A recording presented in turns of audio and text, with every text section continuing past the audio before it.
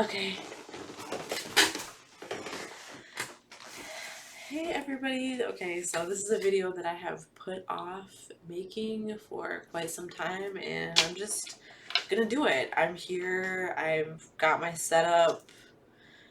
It's on my mind. I feel like it's something that I need to clear off of my throat chakra and clear off of my heart. I'm definitely gonna. Whew, whew. I'm already getting exhausted. I'm definitely going to be high for this. So if you want to join me, pack a bowl, roll a blunt, let's strap in. We're gonna talk about something very serious, and it seems so carefree.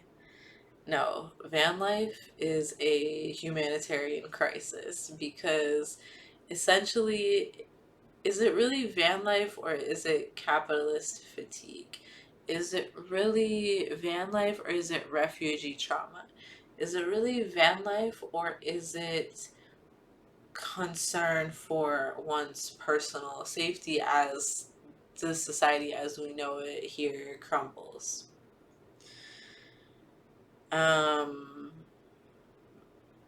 Building a van that you can live in is a lot of work. Also, it's basically normalizing homelessness. Van life is normalizing homelessness.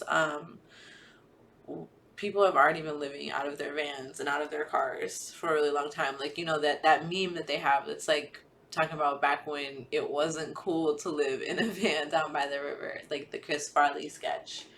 Um, So some of you guys know that I got a van last summer. I fundraised and my community donated about 800 something dollars to me, which was so great. The total cost of the van was pretty low. The van itself was like 2,500, and then I probably put another 500 of cosmetic like decoration and stuff into the interior, as well as I ended up spending over 1,000 on repairs, which is why I'm selling the van, because it just needs more repairs than I can do. But it's vintage. I'm hoping to get between 2 and 3 thousand for it when I sell it, depending on the type of market that it is. Plus, I know that it's a collector's item, um, but I'll just pretty much be happy to sell it and let it go to another home because I had a lot of trauma and traumatic experiences connected with this van. Um, and one of the things that I don't think that I really like, I feel like I was just sort of in a delusional state, like at the time of getting the van and having the van, and it was just a really hard time for me.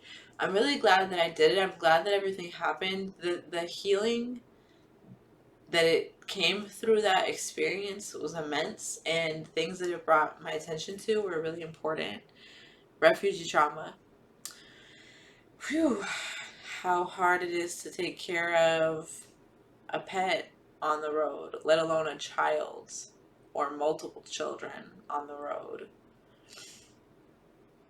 And it felt like it was some distant timeline, like maybe from the 1970s, maybe not that distant, but it felt like it was a distant timeline, and it also felt connected to previous generations of my family, who I know for a fact, um, like so many generations of my families have migrated different places for different reasons so many times. So,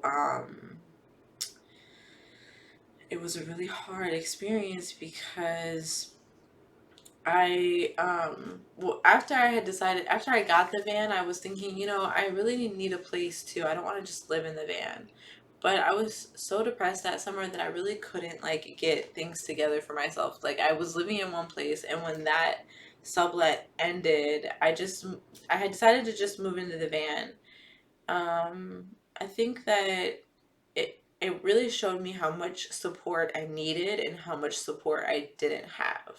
And so one of the main things that has changed between then and now is that I've built up my support system, and I've minimized extraneous relationships with those who are not gonna show up when I need them, because I really needed a lot of support.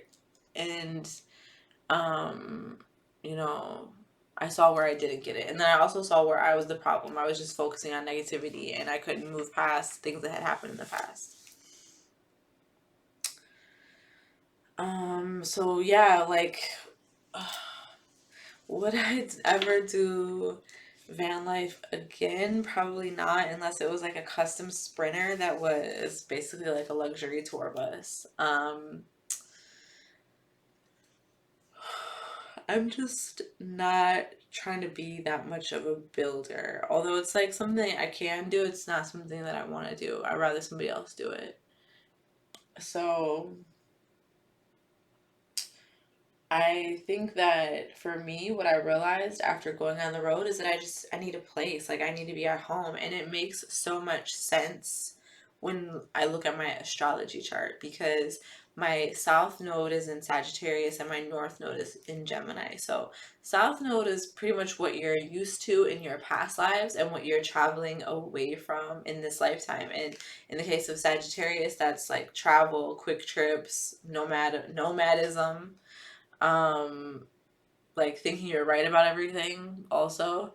And this is what I'm moving away from. So it makes sense that at that time in my life, when like the north node is going into Gemini and so much energy is going towards that, and I'm going towards that in like with my own personal energy, that parts of me would try to fight it or basically get that last hurrah in before moving towards the new energy. So it was immediately clear that the van life thing was not for me.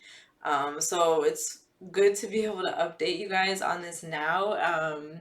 Because some of y'all saw my first video when I was really excited about getting the van and getting van life, and it was cool how I manifested it. But the thing is that, like, you know, when we need to be more like, I'm just basically learning to ask more of my manifestations. Like, just because something comes true doesn't mean that's what I have to settle for. Like, if it's like, you know, if it's not quite right, like people think like, oh, I got what I asked for, you know. Well, if it's not quite right, like, you don't have to accept it. You can keep manifesting, and keep discerning until you get what you want. So because I mean, it just, usually I'll basically take the path of least resistance. Like, I don't usually need to like ask too many questions. Like, I'm just gonna go with it, because that's my energy. But I'm learning. I'm learning the value of negotiation and how important it is to, like, you know, to ask questions and have it back and forth. And that you don't have to just go along with anything just because it's happening. I think that there's just such an ingrained attitude in so many people that it's like, oh well, you know, you should be grateful because this, like, we didn't have shit, we ain't never had shit, and now you have a little bit of shit, so you should be grateful for it. Well, I'm like, well, this isn't really what I want. Like, yeah, we're eating, but I don't like the recipe. You know, I'd rather have fresher ingredients. Like, let me be bougie and stuck up. And so I don't need to do van life unless it's in a luxury sprinter. And that's the difference between, you know, regular people and um like people that actually need to live in a van because they're homeless, versus people who live in a van by choice because they were able to take the time and build a luxury van or buy a luxury van that's going to meet their needs. It's a really huge gap, and it's a really big difference. So, you know, people that are living in cars, like what I've noticed that I think is a really good compromise, because if you don't have the funding to put into like a luxury van build, I feel like it's best to live out of a car, like a hatchback or like a small car that's fuel efficient. And especially if you don't have that much stuff, or, you know, if you have like a storage unit, you store it somewhere or something. um that's what I've seen what's with fits in with my experience that I would think would be a better option, because the fuel costs really were hard. That was one thing that made it really expensive, the fuel costs. And then sometimes it like, depending on where you are, it takes more fuel to drive, and it just takes more energy physically, period, to drive through versus other areas. So, especially if you're a single person, um, I think it's I think it's best just to like find ways to minimize cost as much as possible. And I think too, one of the things I thought was that I would needed to get a lot of stuff, but a lot of the stuff that I got to use on the road, I ended up not even really using. The main thing is like having somewhere to go to the bathroom. Like, I got these like vacuum seal containers that I would use, and if I was in my van and I had to pee, I would use one for that. And then if I had to poop, then I would. I'm not okay. Like, this is so embarrassing. I can't believe I'm saying this, but um, uh, I would basically use two shopping bags, plastic shopping bags, and then just tie it up and then put it in the thing so that it wouldn't, like it was contained, and then I would throw it away when I got the chance. But that was like, it was fine. Like, it was honestly fine. I didn't have too much problems at all. Like, it was fine for what it was, but it wasn't for me. Especially trying to be there with my cat, and that was the worst thing about it, which caused me a lot of trauma. And this is why I need to make this video, just to like move through it and address it, because it really hurt. Because I knew that my cat wasn't gonna like being in in the van and traveling that way. And I really was hoping that I would be able to like leave him with someone that I could trust. But then when it came time for me to leave, I was afraid to leave him because I didn't know if I was going to come back. And if I ended up going somewhere else, I didn't want to be too far away from him and not be able to get back. But I hated bringing him with me, and he hated it too. He ended up getting injured because he got bit by some animal along the way. And, I couldn't really take care of him as good as I needed to because we were in the van. Um, and then I was like, this is ridiculous. I just need to get a place for me and my cat. And I did. And then as soon as I moved into the place, he ran away the next day. And he never came back. And it has been so hard. And I have so many deeper things that it's led me to. Like, my cat was totally my spirit guide, and he was really special. A lot of people that follow me or that knew me know him, and they know how special he was and is. So it was really hard, and it's important for me to make this video now because it's about a year later, almost, and I'm getting ready to move out of this place. And I've done so much grieving here, and selling the van and moving will be just a way to close the chapter, close the book, and move on with my life. And I really wanted to go ahead and just give an update on that, because so much of my creative expression is literally just my life and how I live my life. And it's really vulnerable to show up and talk about things, and like give people the opportunity to form an opinion on me.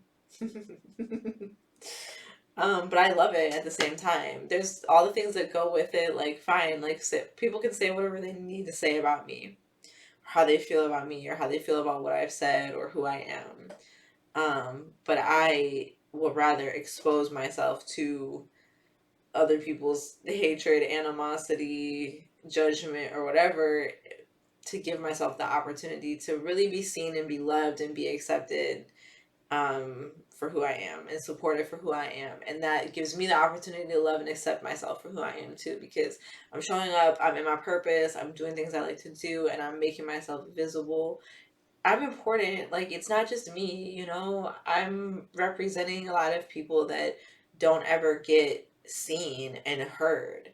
And I'm part of some of the most invisible, marginalized groups that there are. I'm constantly censored and told to take up less space and minimized and talked over and spoken for and underrepresented. And it's so radical and revolutionary for me to take the time out just to say how I feel, even about anything stupid, like any type of stupid topic. So, you know, even if I just want to post a selfie or a video of me pretending to sing along to a song or dancing badly, like whatever, like I can do whatever I want. This is my life. And I just show up. So I think one of the really special things about my platform, it's not really about what I'm doing, it's about how I do it.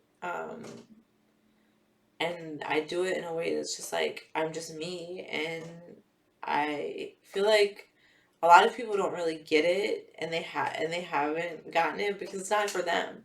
But for a lot of people, I'm providing them a friend, just somebody that they can connect with and like that they fuck with. Like, oh yes, that's my bitch, you know, and that is what all that was needed. It was just like a friend.